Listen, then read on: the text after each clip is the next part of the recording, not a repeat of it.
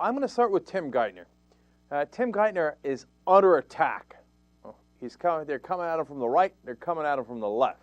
Pete DeFazio on Ed Schultz's program, Ed Schultz sets it up by first explaining how much Goldman Sachs is getting in bonuses and how they've started this fund to help small businesses. Are they not merciful? But it's actually 3% of the bonuses that they're going to take home. And he brings in Congressman Pete DeFazio, and we pick it up there. What kind of progress can be made to make sure that TARP money goes where it's really going to stimulate the economy, small business, and infrastructure? Well, that's our money. It was borrowed in the name of the American people. It was borrowed to bail out Wall Street, which has worked famously for Goldman Sachs and others. We think it's time maybe that we turn our focus to Main Street. We reclaim the unspent funds, reclaim some of the funds that are being paid back, which will not be paid back in full, and we use it to put people back to work. Rebuilding America's infrastructure is a tried and true way to put people back to work. Unfortunately, the president has an advisor from Wall Street, Larry Summers, and a Treasury Secretary from Wall Street, Timmy Geithner, who don't like that idea. They want to keep the TARP money either to continue to bail out Wall Street if there are future problems, or maybe... So Geithner does not want to give the money to small business, the TARP money? No, they're saying they got to keep the money. There may be more needs on Wall Street, or maybe they should use it to pay down the deficit. That's absurd. We borrowed the money. How do you pay down the deficit? Should he stay in his job, Congressman? No. You think Tim Geithner should be gone as Treasury Secretary? I do, especially if you look back at the AIG scandal and Goldman and the others who got their bets paid off in full. Instead of saying, well, you bet, you lost, they got paid back in full with taxpayer money through AIG. We channeled the money through them. Geithner would not answer my question when I said, were those naked credit default swaps by Goldman, or were they a counterparty? He said, I will not answer that question. I think they were naked credit default swaps. They were bets. They should not have gotten their money back. So he's not coming clean with the Congress? Absolutely not. Okay, so have you asked the Obama administration to remove him, or will you? The Populist Caucus is considering questions regarding both him and some other members of the economic team in the near future. Okay, so there's been talk in the halls of Congress among some progressive Democrats that maybe it's time to ask the Obama administration to remove Tim Geithner. Am I hearing that correctly?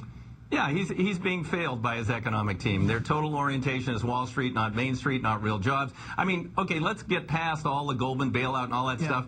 I've got firms in my district that are solvent, very little debt, and they can't get money out of bailed out firms tight. like it's incredible.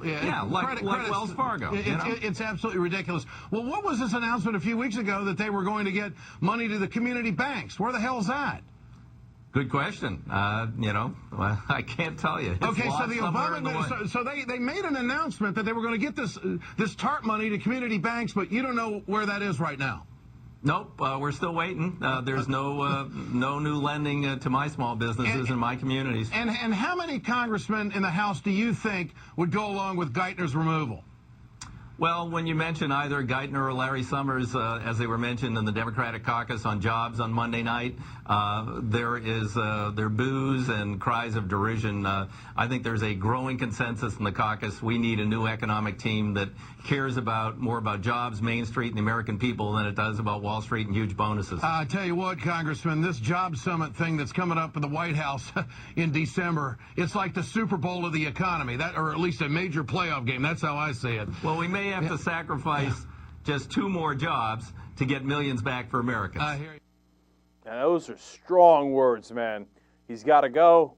We should sacrifice the 2 jobs. Of course, he's talking about Geithner and Larry Summers. When their names are mentioned in the Democratic caucus, people boo? I mean, they're not even in the room. They're just booing because they're so mad. I mean, that's wow.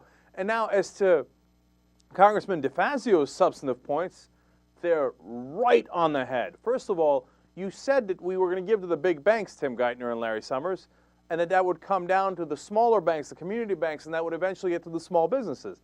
But it hasn't. It hasn't gone down to the small businesses. You haven't lent the money. Instead, you're taking it all and taking it home in bonuses. Exactly what we warned you about. I mean, on this show, we said they're not going to give it to other people. They're going to hoard it. And then they're going to take as much as they possibly can in bonuses and go home. And that's exactly what they're doing right now. So that's 100% on point. But look, I don't know if you caught it in there, but DeFazio had maybe the most important point there.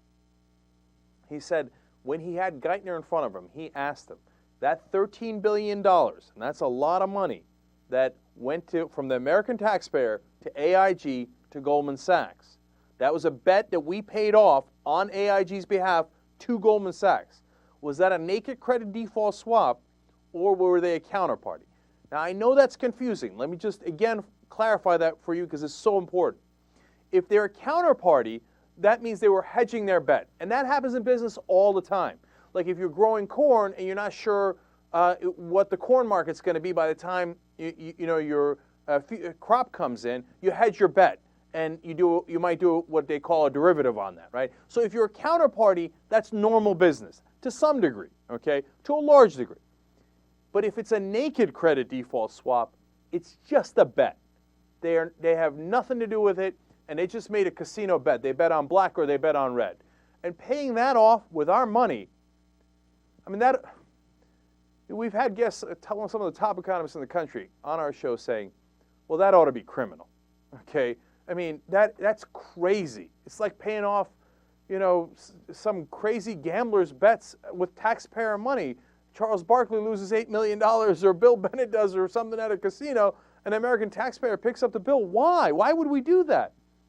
So, and what's amazing is that, and I've had some of the top reporters in the country on this show, and I've asked them, was it naked or were they a counterparty? And no one has the answer. And now I found out why they don't have the answer. Because Tim Geithner won't give you the answer. I mean, asked in House, meetings, and he's brought in front of the House. They ask him, which one is it? He says, I won't tell you. Oh, well, then you're gone. You're gone. And I'll get someone, a Treasury Secretary, who will tell me. What do you mean you're not going to tell the House whether you paid off a bet or whether they were a legitimate party to that transaction? That's crazy. That can't be tolerated. So that's why Tim Geithner should be fired.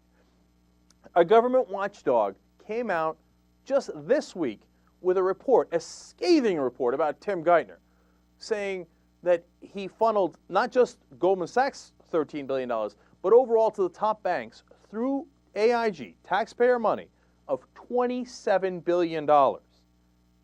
And they're saying, well, those bets didn't have to be paid off. The government watchdog is saying that. The guy who was put in charge to see what's getting done right or wrong by Democrats and Republicans. And he's saying paying those bets off at 100% is mental.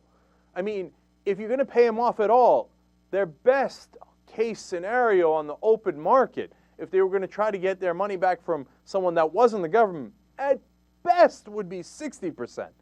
And we would save tens of billions of dollars to the American taxpayer. And Geithner just wrote the bill, signed the check, and said, here you go, Goldman, here you go, J.P. Morgan, here you go, Citigroup, et cetera, and paid them all off. It is, look, if he's working for the banks, he's doing a great job for the top banks in the country. If he's working for us, he's doing a horrible job. Biden said the other day, oh, this is, we had to do these bailouts. Geithner says it every time he's in front of Congress. We had to do the bailouts, otherwise the economy would have crashed. But that's not the only question. The other part of the question is, how did you do the bailouts? You didn't have to give away all of our money to Goldman Sachs and the other guys when they were just making casino bets. No, there were parts that had to be done and parts that did not have to be done. Now, look, let me give you some final notes on financial reform as it makes it through its way through Congress. And this gives you a sense of the enormity of the reforms that are in play here. So we're begging the banks, even though we gave them the money, and now they're taking home, and I should tell you that too, right now, 2009, record amount of bonuses going to the top 4 banks. Record. Better than at their prime in 06 and 07, okay? So they're taking home all that money, and all we're asking them is, hey, can we at least see the derivatives bets you made? Can you do them in an open market so people know what they are? And they're saying, piss off. No, we're not going to tell you, okay? I'm going to make any damn bet I like, and then if it goes bust, you're going to have to pay for it. So now the House is reconsidering a loophole that they had in their derivatives reform bill. Do you know what the size of the loophole was? It was for foreign derivatives. $50 trillion. And guess who pushed for that loophole? Say it with me, Tim Geithner. He wanted to put in the so-called reform bill a $50 trillion loophole. Well, if you put the loophole in there, of course they're all going to do it through foreign derivatives. And say, oh, no, yeah, I got that derivative from the Cayman Islands, and I got it from Switzerland, etc. I'm now simplifying a complicated issue. But overall, that $50 trillion loophole was insanity. Now, finally, after a lot of pressure, the House Democrats are beginning to think, hey, maybe we should close that loophole. You think? And that isn't even to regulate these guys. It's just to find out the transactions that they're making. No, Dick Durbin was right. The banks run the place. They run Congress. And they certainly run Tim Geithner and Larry Summers. Pete DeFazio is right. And shockingly enough, Brady, is the Republican congressman from Texas, is somewhat right. Geithner's got to go. He's got to get fired. He's poisoning the administration. Watch more clips at theyoungturks.com.